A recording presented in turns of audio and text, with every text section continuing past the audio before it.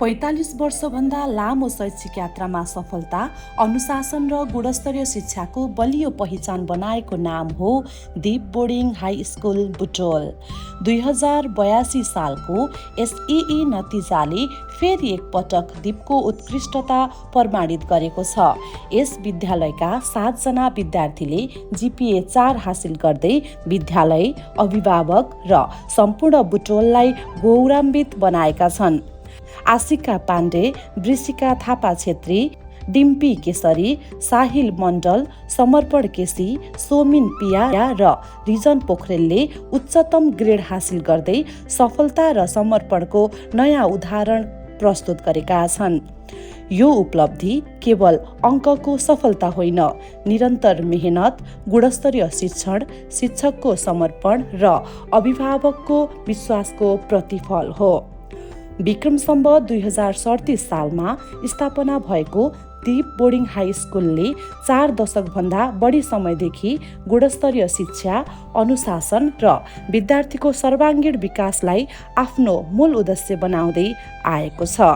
आज करिब 2700 विद्यार्थी अध्ययनरत यस विद्यालयले शिक्षा केवल परीक्षा उत्तीर्ण गर्ने माध्यम नभई जीवन निर्माण गर्ने प्रक्रिया हो भन्ने मान्यतालाई आत्मसात गरेको छ।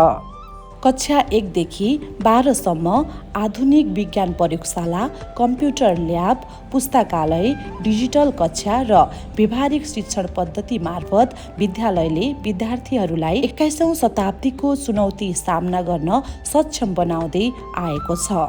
खेलकुद, वक्तित्व कला, वाद विवाद प्रतियोगिता, सांस्कृतिक कार्यक्रम तथा दीप गायन तारा जस्ता प्रतिभा विकास कार्यक्रमले विद्यार्थीको आत्मविश्वास, नेतृत्व क्षमता र सृजनशीलतालाई अझ मजबुत बनाएको छ। 2083 का लागि कक्षा 11 को लागि भर्ना समेत खुला रहेको विद्यालयले जनाएको छ।